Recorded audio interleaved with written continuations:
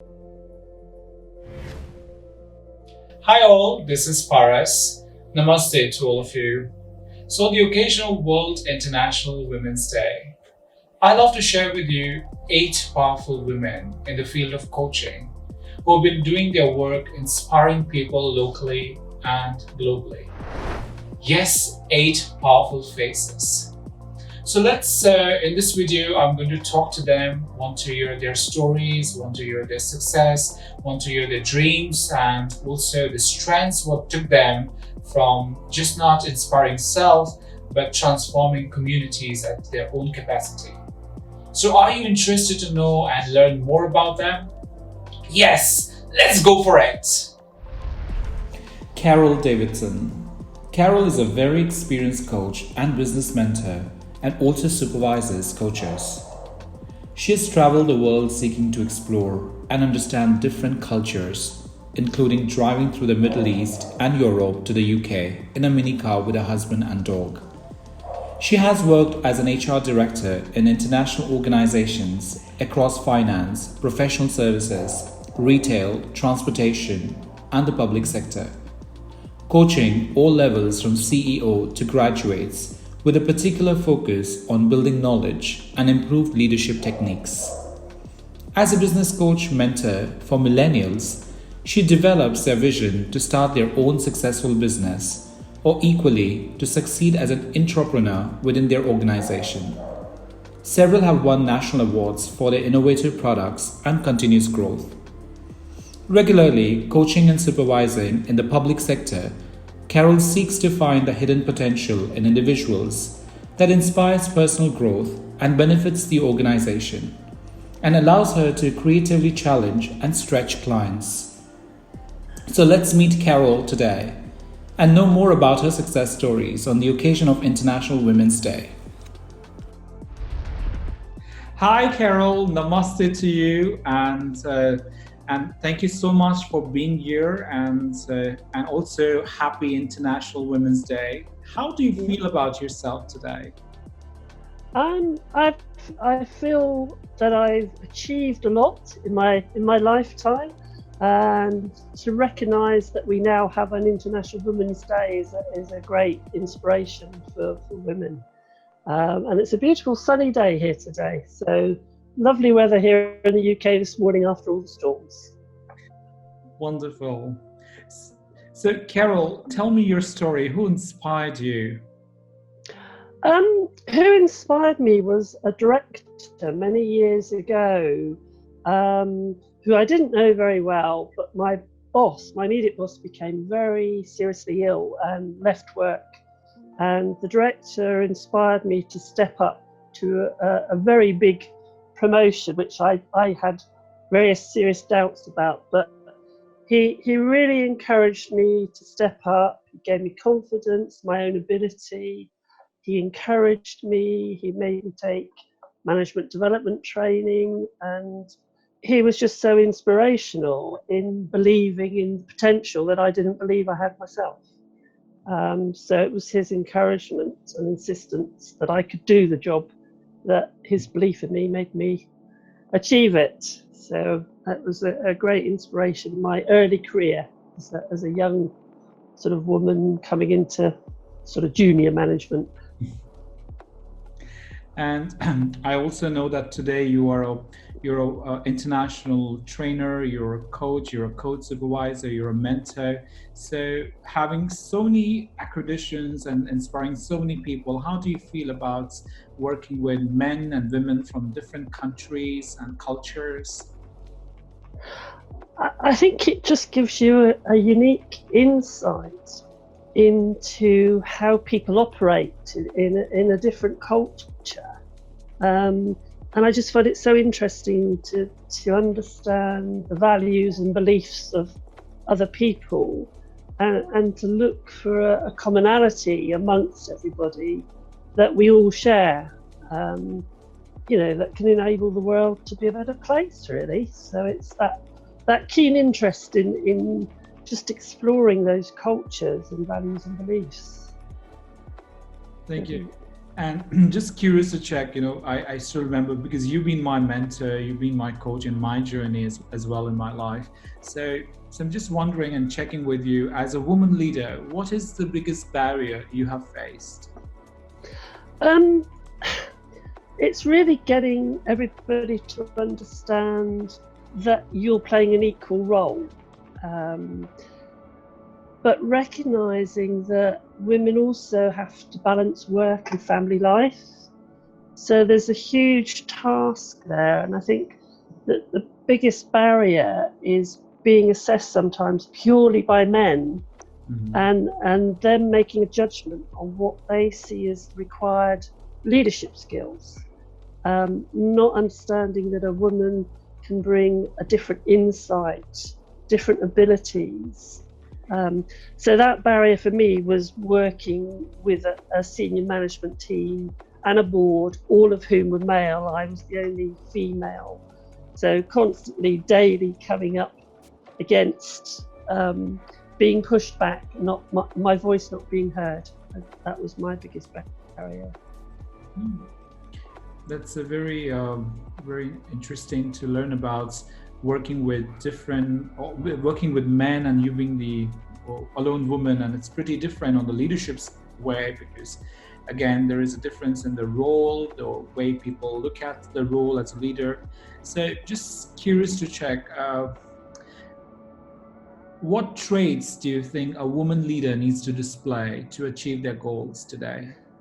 I think for me, passion. Without question, you've got to have passion, but also a sense of purpose. So knowing what it is that you're looking to achieve. You've got to have drive. You've got to be committed. You've also got to have a sense of humour, because you will frequently be knocked back. So you've got to be resilient and be prepared to sort of bounce back.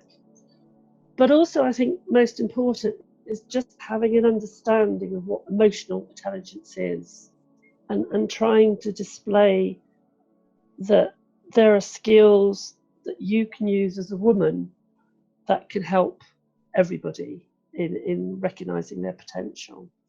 But having that passion and purpose to push that forward when sometimes you get knocked back. And when you talked about passion and purpose, how does that supported you in your journey as what you've become today? My passion was always to have a career. So I just love working with people, and I always wanted to be a good leader. But I didn't understand what that meant. So for me, it was just learn from other people that there are different leadership styles, and not every one is right. Everybody has a different way of leading.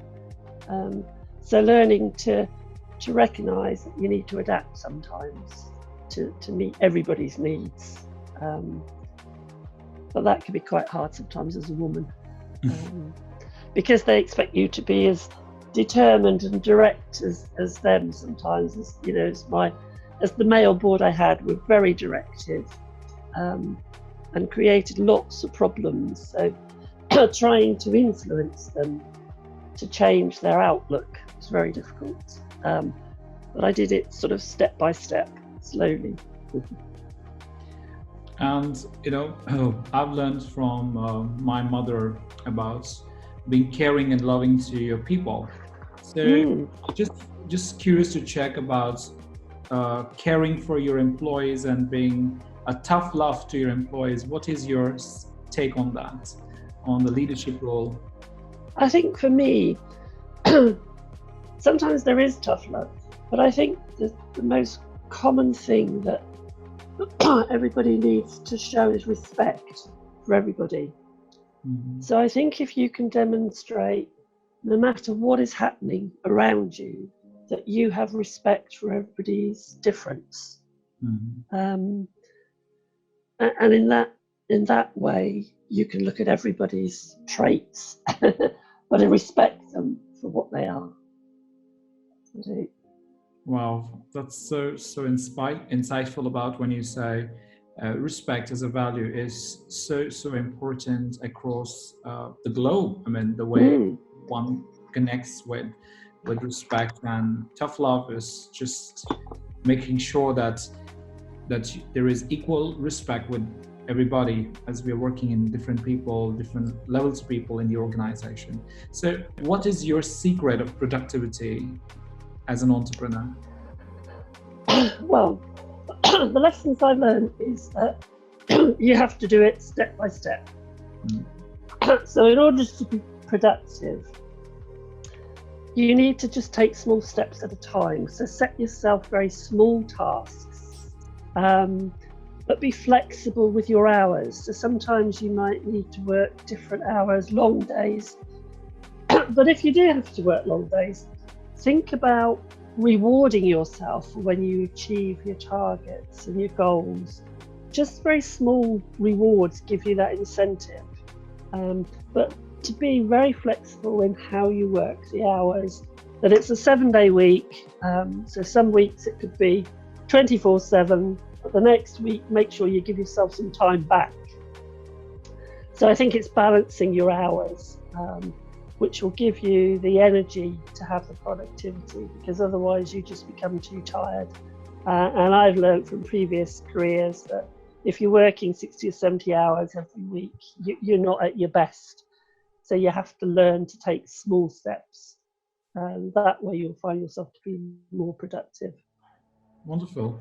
So there are many women whom I interact who are homemakers, and for them, they want to start their business, they want to do something about their passion and purpose, they have a calling.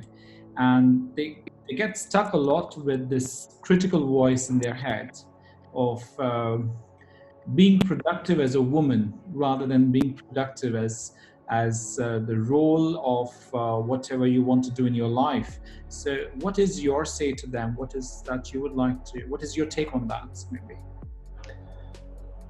I think trying to balance both your family life and your work commitment, and to make small pockets of time to give you that energy to have that commitment for both.